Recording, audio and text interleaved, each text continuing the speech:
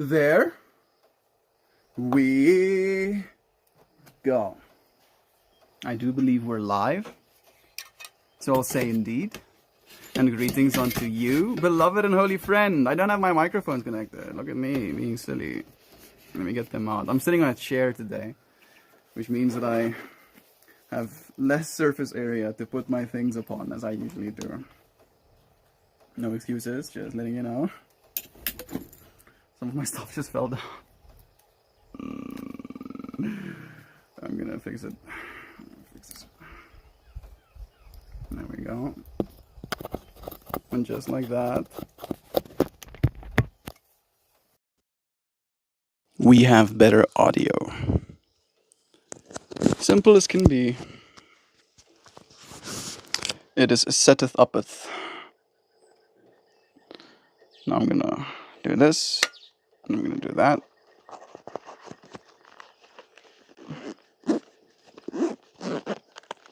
And then we're gonna do like this, and pick this up. If you're wondering why I'm sitting on the ground, it's because it's wet. We had a little bit of a bout of rain just a moment ago. I'm hoping that I'll stay dry.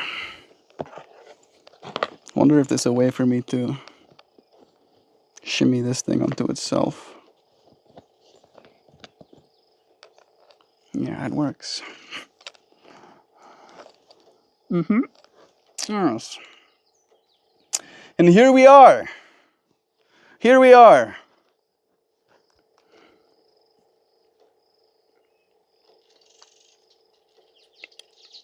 You bored yet?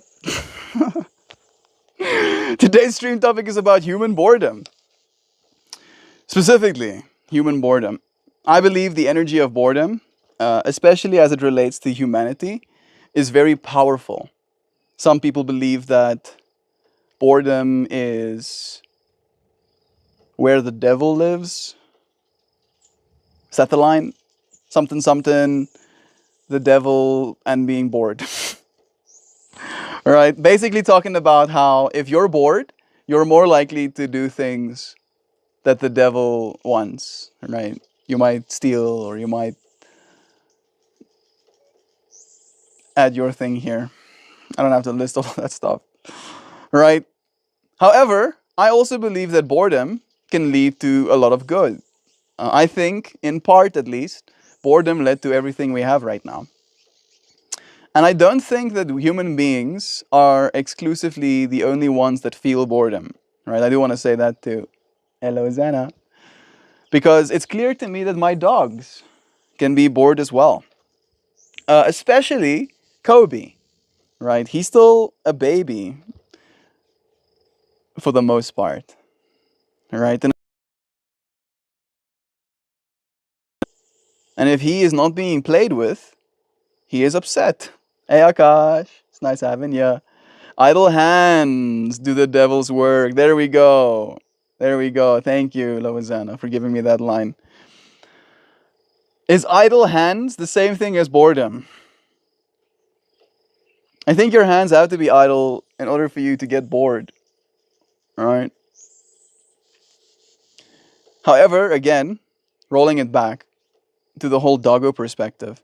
When doggo is bored, the way that manifests, the way it seems he feels about it, is like he doesn't want to. All right. Is it raining again? Yes. Man.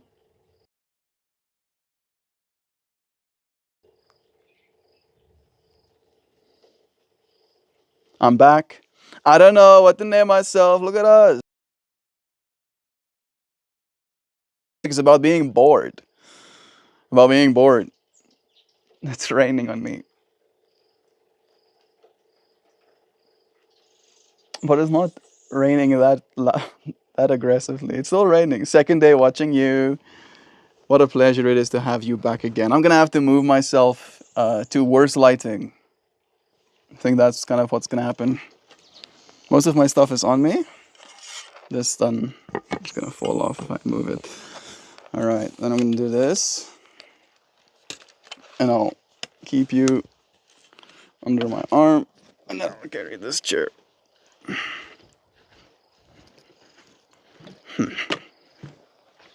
Yes. It rain outside.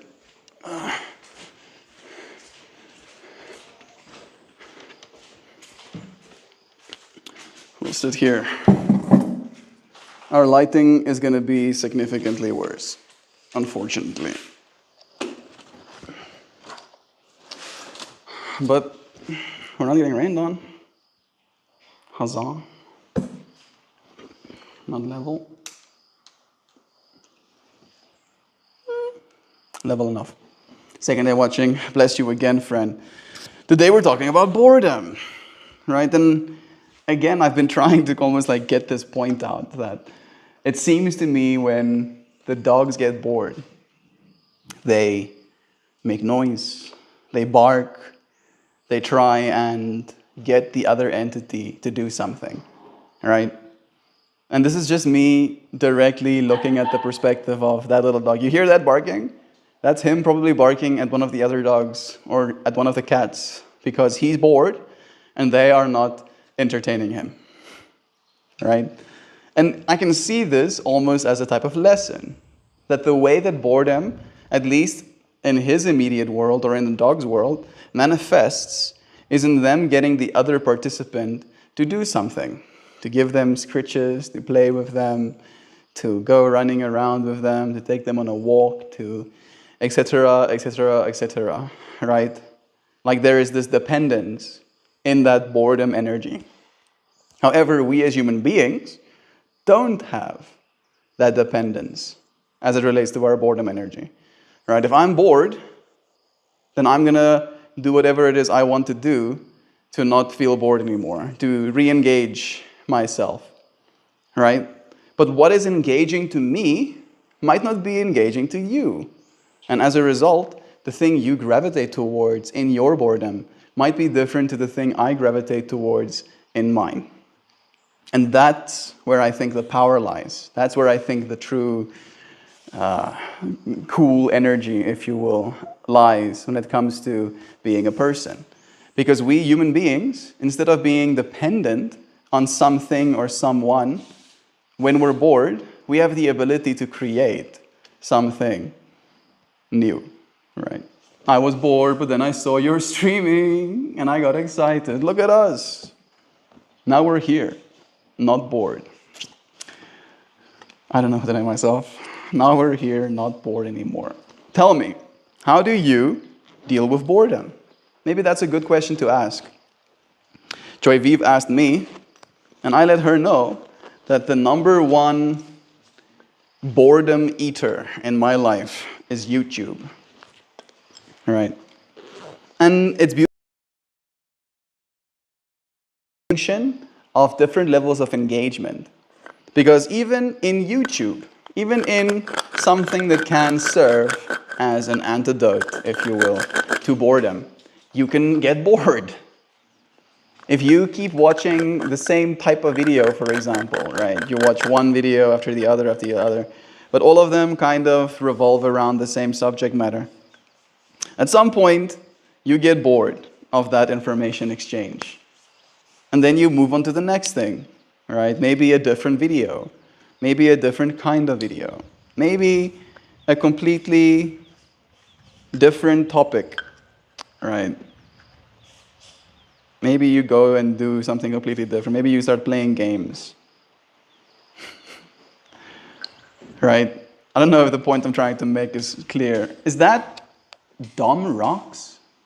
How are you, brother? I'm doing pretty well. I'm doing pretty well.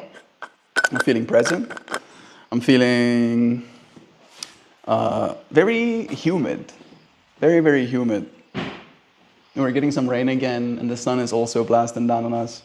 So it does feel me. Bye, I have to sleep. Cheers. See you again. One of our friends actually did mention that when they're bored, they go to sleep. And my boredom doesn't work that way, interestingly enough. If I'm bored, it's even harder for me to sleep than it would be if I'm not, right? In boredom, my brain starts conversing with itself. Sometimes I'll mindfully shut that shiznit down and listen to this silence. But those are rare treats. I feel you.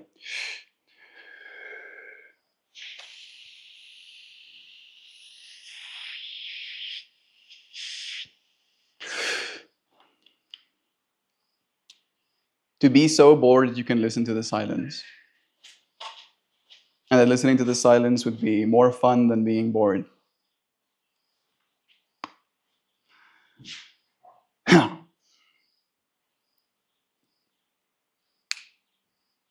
I don't know if I can do that either. Boredom in my life usually looks like trying to not be. Nada yoga? Meditating on sound is meant to quiet the mind a lot. Yeah, you're right. It's nice to know that you're also a meditator and yoga practitioner, friend.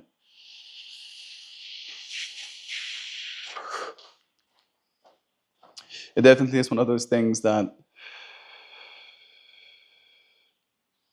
teaches you how to be bored, right? This one take, if you will, that believes that meditation is practicing for death. How do you feel about that? When you're meditating, you're practicing for death. It's everything. I am a certified yoga teacher, even. Dom rocks. Before I do one of these streams, I have a yoga class. So we literally just did some yoga before we came and sat down. And even in the yoga class, I had this conversation about boredom, right? And one of the things that came up pretty much at the end of the class is the fact that yoga has been around for literal thousands of years, right? 5,000+ years yoga has been around for. Haven't gotten bored enough of meditation and yoga to completely go without it. Like asanas or the meditation too. Technically, mostly asanas. I'm a hatha yoga practitioner, so it's breath work and asana focus, right?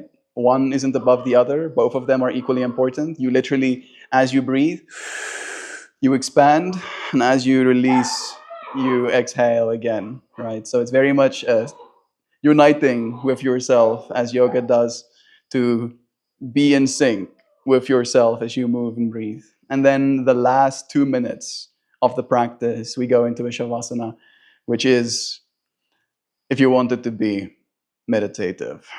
All right. How about you, Dom Rocks? You go for the asanas or do you do mostly meditation? I think that's a better way to be, Louisiana. Imagine things. Imagining things and stuff. I like that. But I think I'm never bored. My brain just makes stuff up. Imagining things and stuff like that. So, what I want to say about that actually, Louisiana, because I feel you're adding more confirmation to the point that I'm making, is the fact that that's also a possibility, right? That boredom as an energy has so many different outlets. And one of them can be imagination, right? And that imagination, I believe, eventually leads to product discovery, right? Or technological advancement, or mathematical breakthrough, or chemical, understanding. Like there is something about boredom that allows the mind to expand, right, into a different realm. And sometimes that realm can be the internet, and sometimes that realm can be a project, and sometimes that realm can be the outside world. I love that you shared that, Louisiana. Bless you. Nah, almost no asanas, just the meditation. You do any other exercise? I do lots of different kinds. Metta, anasapta, anap, ansati, bhakti yoga, of course, do nothing, Paramis, vipassana. Those are all good ones. You should consider doing some asanas. If you're open to it, Dom. My class, you don't have to pay for it. You can if you want to, of course, but I do because I believe in yoga. It's something that's good for us. Post it for free on my Discord. I'm pretty sure my Discord is not accessible from Twitch, but if you search MeltMore on YouTube, you're gonna find me live there as well right now. That's when the creativity pops out.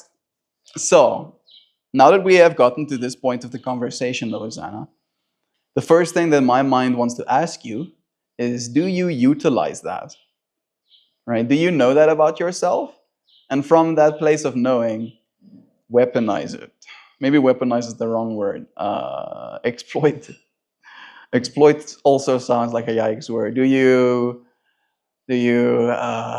mm, uh, mindfully board yourself so that you can become more creative? Hey, Mr. Murgavastek. Hey, Luke. It's nice having you. I just brought my dog into the office because why not? Relieve some of their boredom. That's nice. Suddenly, a random doggo appears.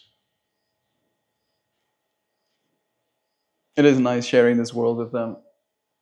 Right, this doggo's down here. There's a Yudi and there is little Kobe too. Little Kobe. We were talking about him today. He's so bored. Just ran into my room. He's probably looking for Pippi.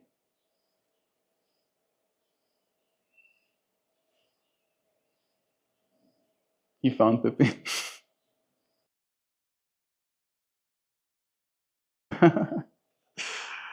Oh, I love dogs in the office. I've never. Ooh, what a yikes. So I'm gonna have to share with you exactly what just happened.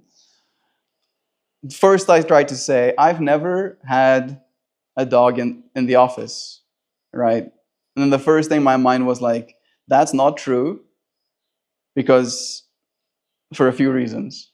And one of the reasons was that I was reasoning with myself is that I have never been in an office. And then my mind was like, that's not true. And then I was, okay, fine, I've been in an office, but I've never had a dog in the office. And then my mind goes again, that's not true. And unfortunately, the way in which my brain is right, or my memory does not deceive me, is that the dog that I had in office was in China. And I only found out it was dog afterwards. That's so cursed. Why? Why, brain? Why are you like this? But the way that I can relate, however, to the whole dog in the office fractal is dogs on the dance floor. There has been so many different instances of people bringing their dogs to the dance floor. And at first I was worried about their ears because the music is so loud and surely it's bad for them. And then I went and did some research, and apparently the way in which music is loud doesn't really respond the same way it does to our ears frequency-wise. Right? It's almost like the loud music goes over their head, metaphorically speaking. Let me just check myself again if that's true. I have better tools these days, so I can make sure. I'm talking about dogs. And the conversation eventually led to talking about dogs on the dance floor. And I've seen dogs literally on the dance floor at some of the psytrance parties I've been to. And it's always cute, and it's always an experience having that little entity with you on the dance floor. But the first thing that I felt in that moment was a sense of worry that the dog's ears will be affected by all of the loud sounds. Like, like my ears are being affected by the loud sounds that they are making right now. I'm sorry if you can hear them. You want to see what they're doing at least?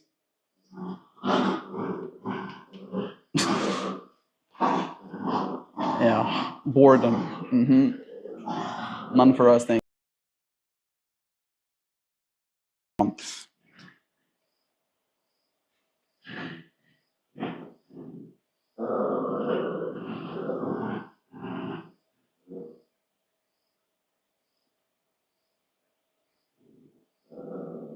So I'm typing in here, is it true that their ears aren't affected the same way ours are?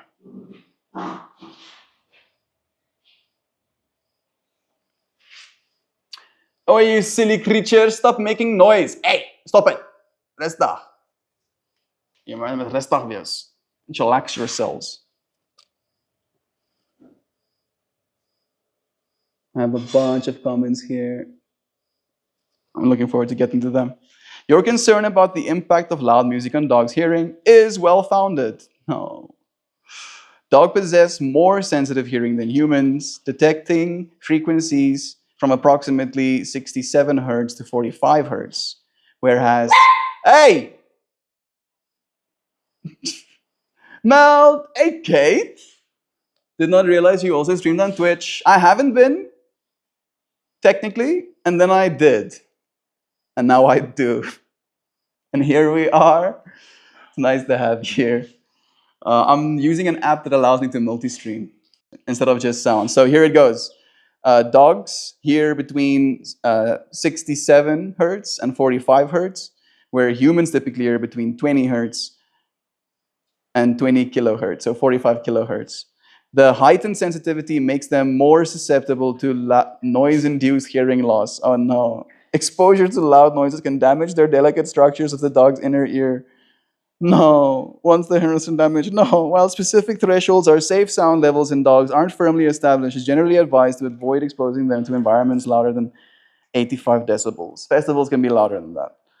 Lawnmowers can be 95 decibels. Given that music festival parties often exceed these levels, it's prudent to consider your dog, not my dog, dog's well-being. The sun is shining and it's raining behind me. The sun is shining too much. Oh, stop it. Stop it. Stop raining. You're hurting me.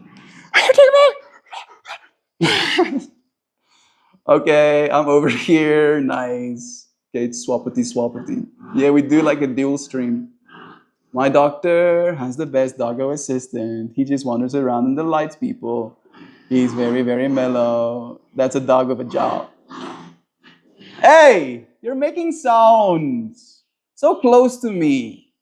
I'm hearing them with my ears. And no, they're going into my brain. And my brain has to process your growls, and it has to keep coming to the conclusion that I'm in fact not in danger. But you might be. If you continue like that. I'm joking, of course, but still unaffected by amplitude, huh? I was wrong. I was a liar in that previous moment because apparently that's not true. Apparently it's not true. But apparently you have like things like canine earplugs.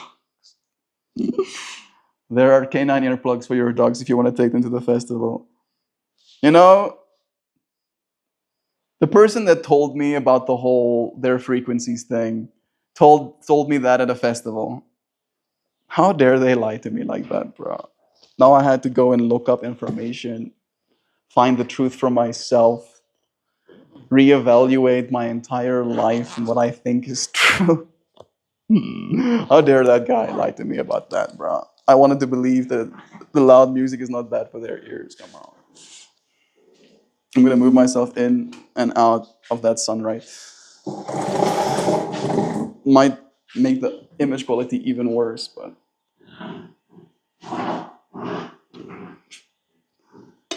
I'm definitely no perfect.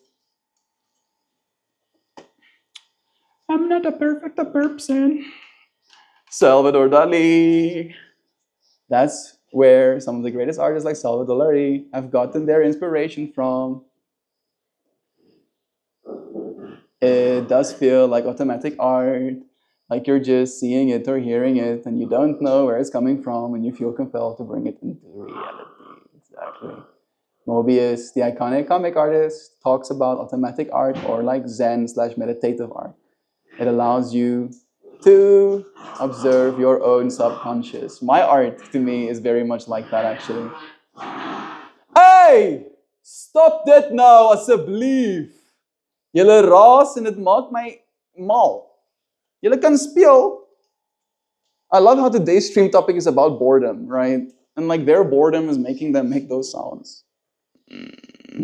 Right? Usually I can tolerate it because their growls like expand into the ether and it doesn't echo in the room like it is right now. But at least they're semi-silent playing. Now they're just playing up against me. My feet have become a part of the safe zone. When your mind is relaxed is when you're the most creative. Boredom is the opposite. Boredom, man. That's it. Like I'm getting so rolled. Like the amount of input, my tisms are losing their shit. Right? There's the input of the humidity pressing down on me. Then there's the input of sounds, that wailing of the water pump, the dogs here below me. Then they're pushing up against my foot. I feel them. And then I'm like trying to friends. And I want to discuss boredom all at the same time. Here's some mercy. Give me some mercy, please. Why you gotta play on my feet? Why is it? You see them bumping the tripod as well. I breathe more. In boredom, the brain starts conversing with itself. No. The mind, okay, there it is most creative when it's relaxed. Boredom is the opposite of stimulated. When you're bored, that's when your uninfluenced authenticity has a chance to express itself. I like that. Mobius, there we go. I've read that one. It does feel like automatic art. That one too. There are some of the greatest artists like Salvador Dali that I've gotten their inspiration from. I don't know if our friends know, but Joe recently went to an exhibition. Is that what you call it? Of Salvador Dali's art. Creatures. They're they're touching me. They're touching me. They're touching me.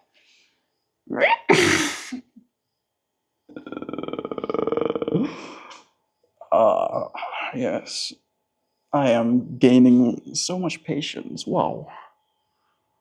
I just suddenly noticed the whole layer of patience flow over my body. Wow.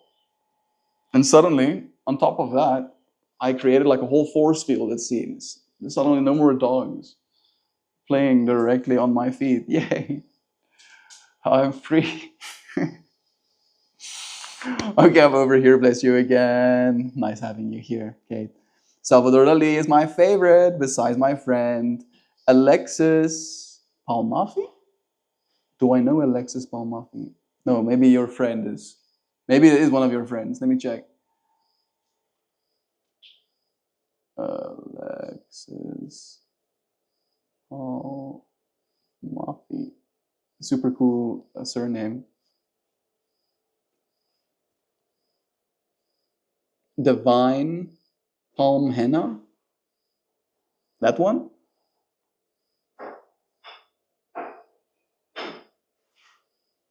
There is art here. Bless that friend and her works. I don't know if I'm shouting out the correct person, but persons be shouted out of.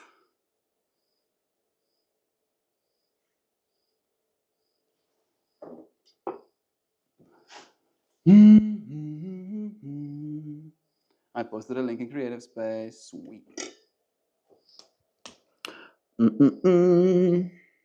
Yeah. Yeah, I literally showed the right person. Nice. Divine Palm Henna. That's pretty cool. Human beings be making art, yo. Human beings be being bored and then be being making bomb art. Can you believe? So much power. I know it feels like time for me to read you a poem and show you a flower. Show you my art a little bit.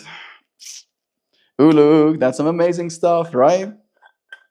Happy to shout her out. That's the one. She's off the wall.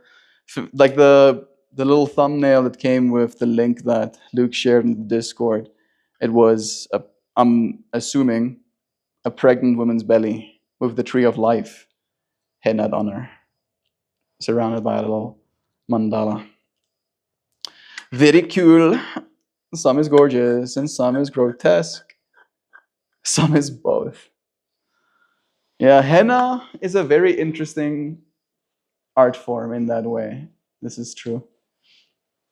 Right, it's one of those things that, for me, the act of like staining your skin, I don't know if like I really like the idea of that necessarily that much. I have had henna before though, a few times. And I do technically have a tube of henna right now. You wanna see? Check this out.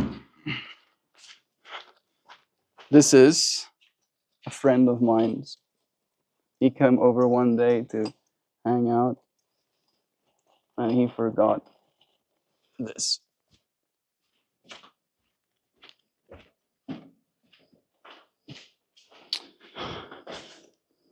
Look at that. A little thing of henna. This thing is leaking. How long have you been leaking, sir? Sir, how long have you been? I'm gonna lean into the boredom instead. I'm talking about her drawing sketches. Yeah. There definitely is a dichotomy there, a difference. Oh, I see. This is the actual website. I opened the Instagram.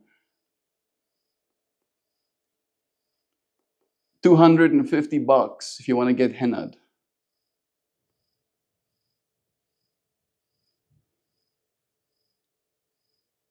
Really?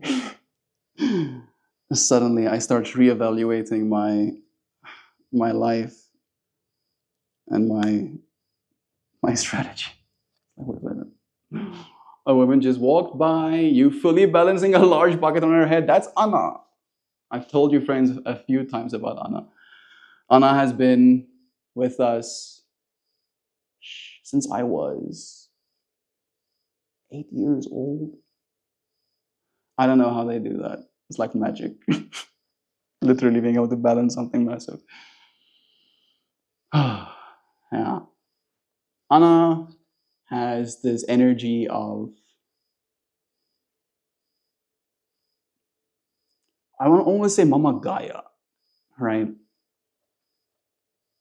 It's like, to give you this perspective why I'm saying this, right? Every single time I make myself a coffee, for example, and Anna is in the same space, I'll ask her, does she want something to drink?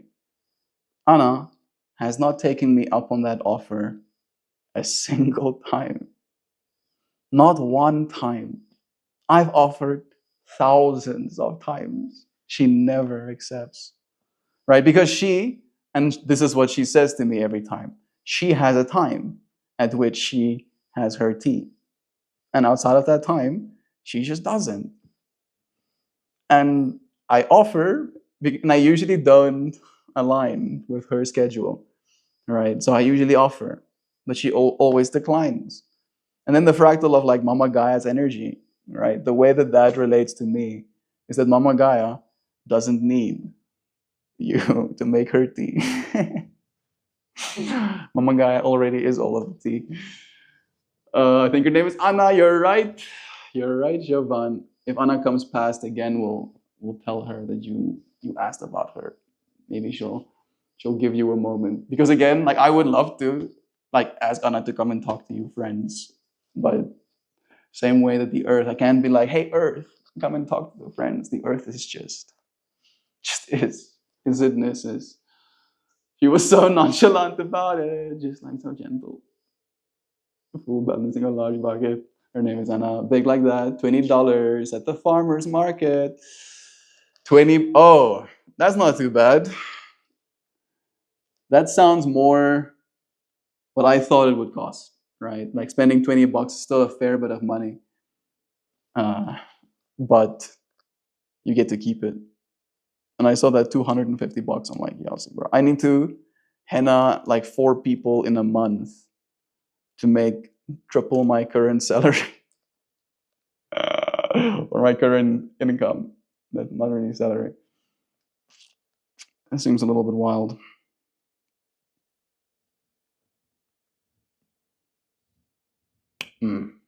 So many ways to sate our boredom and potentially make money in doing so. For little hand ones, yeah, maybe just like a little piece. Guess it's a skin surface area thing, right? If you're gonna do like a full arm, that's a lot more skin surface area than just your, top of your palm. Do I look mysterious in this darkness?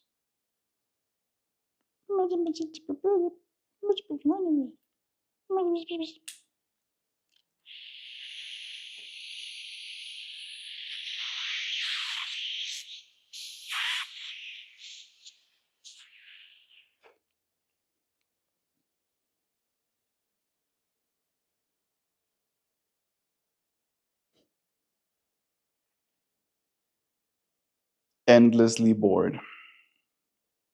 Stream is so choppy.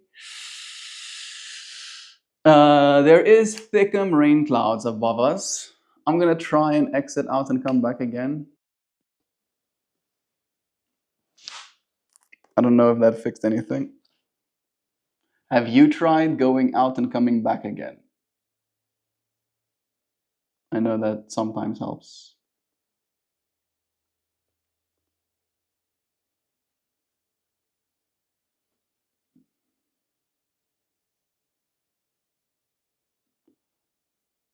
It's pretty stable on my side. I think you do need to restart the stream. It's really stupid. I'm sorry. I'm just suddenly angry. It's really stupid to me that YouTube is like that, all right? Because it's smooth on my side, technically. It just stops being smooth on your side, and then it's just glitchy instead of it being a watchable experience. And then people probably leave. I wouldn't be surprised.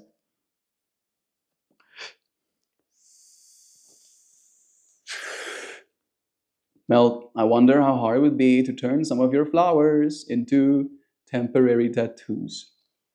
I think there probably is some sort of printer that allows you to print on some sort of medium that can become a temporary tattoo. So it shouldn't be impossible. I wonder. Custom temporary tattoo printers. Yep, you can. You can do that. And there's a place called Sticker Mule and Like Ink. Our temporary tattoos are a hit at parties and celebrations. 12 euros for one. That is pretty expensive. Okay, but you can. There we go. Right, some temporary tattoos. Percent temporarily tattoo myself with my flowers. Like I'll be exploding with them. Maybe not on my face, but it would be fun. Making some temporary tattoos. I didn't know that there were, like, I never thought about that even. Not even once, really. Just me, maybe just me. Restarted the app and it's working better. Yeah, I also restarted and then opened it on my side to make sure that it was in fact working. Real fake tattoos. We make quality temporary tattoos of your design. Photos, text, or logo. Temporary tattoos are perfect for trade shows, events, and giveaways. Popular for stag parties, bachelorette parties, banquets, and parties. For those who want a real tattoo, a real fake tattoo. Yeah, it's expensive to make your own though. Make your own temporary tattoos for 11 euros. So if that's something you would have to sell, you would have to sell it for at least 20, right? Which in my currency is like 400 to 430 rand, which is a lot. That's a lot of money. To give you an idea, my stickers, those round ones, these ones, they sell for 20 Rand, right? So one of these are 440 Rand. You could buy 22 of my stickers for the price of one of those. So it's like a double whammy, right? At least my sticker, once you put it somewhere, it kind of stays there. Right? I put these stickers on here in November, right? And they still look clean, they still look fresh.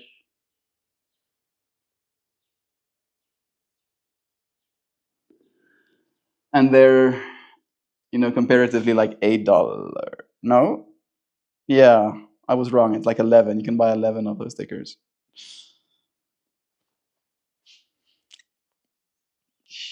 Very cool idea though. I'm still thinking about it. But I'll have to have way more money to consider doing stuff like that. Because again, the amount of input cost if I'm gonna make some is gonna be ridiculous. Wait a second. Is this what I think it is?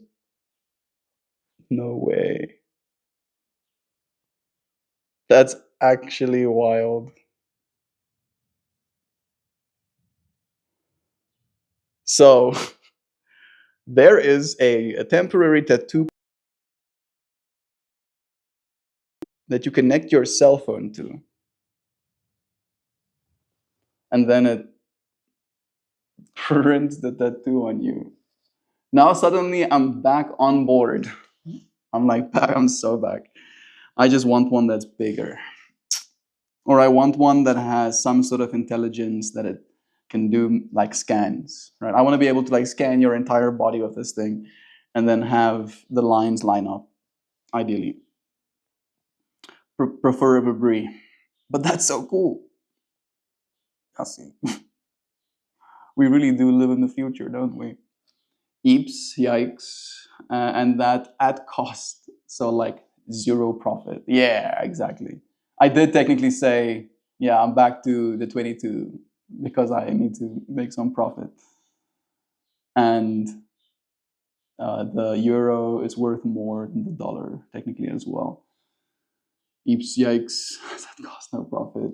That does seem super expensive. It does make sense, though, technically, right? Because a tattoo is traditionally something people pay a fair bit of money for.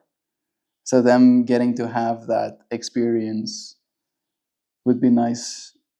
Here's another one for $17.24. High ratings, 4.9. Okay, this one is for a page. Okay, now we're back into more doable territory. Yeah, yeah. There's a place called Sticker You. Create custom temporary tattoos for business and DIY projects. They are printed on clear film so you can easily cut and apply your tattoo. Choose from our art or upload your own design. Instructions are printed on the back of the custom tattoos.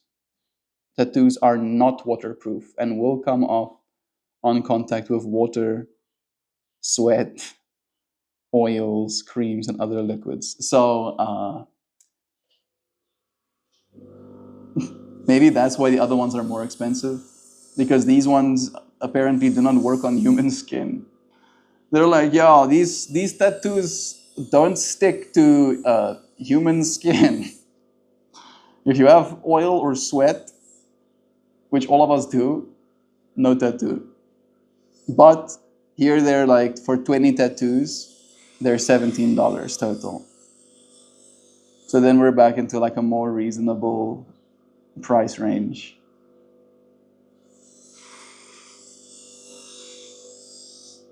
But these will not stay.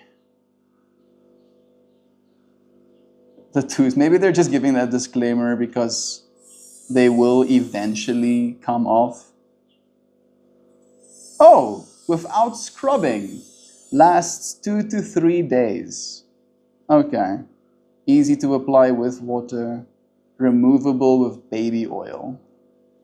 There's no lead. Fluids reduce longevity. So if you're doing a lot of swimming, it'll go away faster. But without the long-lasting commitment.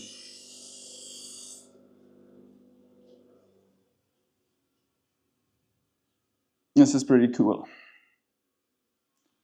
But can you make them big is the problem. Is the question. I'm getting eaten by mosquitoes again. How dare they? How freaking dare they eat my freaking feet? Oh, let's go back.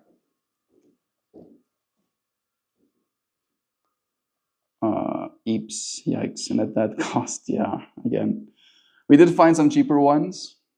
2 to 3 days of application seems reasonable. But again, like what size are those 20 stickers that they're talking about? I think they might actually say 2 inch by 2 inch width. Is that enough? I think these ones are 5 centimeters by 5 centimeters. So basically 2 inches by 2 inches. I'm pretty sure. You're wondering who Nobbit is. Nobbit is the one who has the wife. That's Juliet, who has the baby. You know, we have shared this fractal too. Eeps, yikes, and that cost. Okay, it's time for me to read you, friends, a poem and then say goodbye. At least for the vertical stream. We'll start up a horizontal one afterwards. Here's the flower. These one geometry ones does have some kind of feeling with them.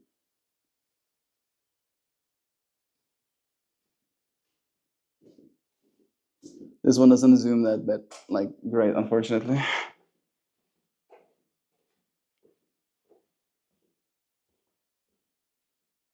Maybe I should show you the full HD one as well. I think it's only apt. This is the screenshot. This is the HD.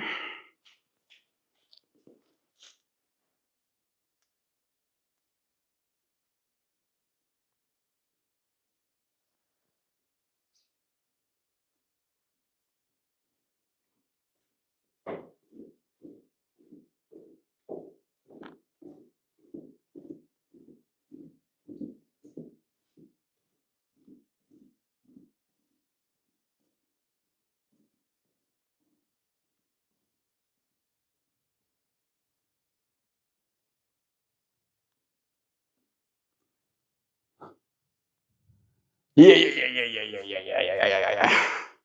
So psychedelic. And then the poem that went associated with it. It was about, yesterday's stream topic was about hindsight, right? Like thinking back, like, oh.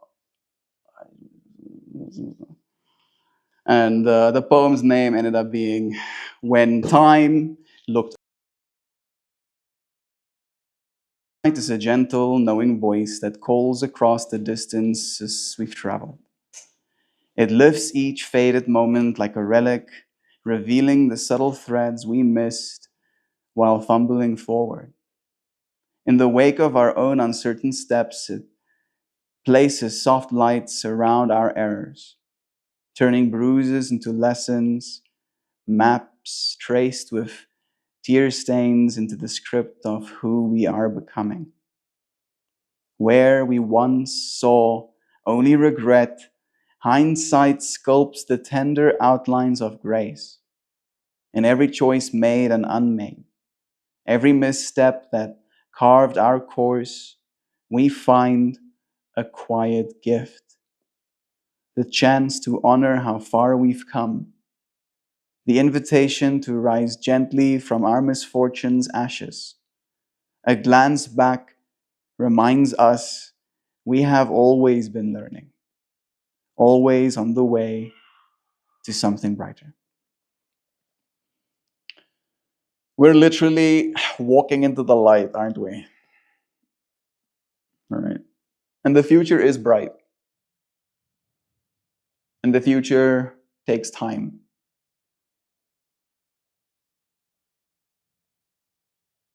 And the future optimizes for some sort of ideal state of being, right? Some sort of conclusion. And I think that conclusion is supposed to be a good one, right? It's very easy to come to that conclusion in me because all you have to do is look at the way we do everything, right? The way we have conversations, the way we create media, the way we make music.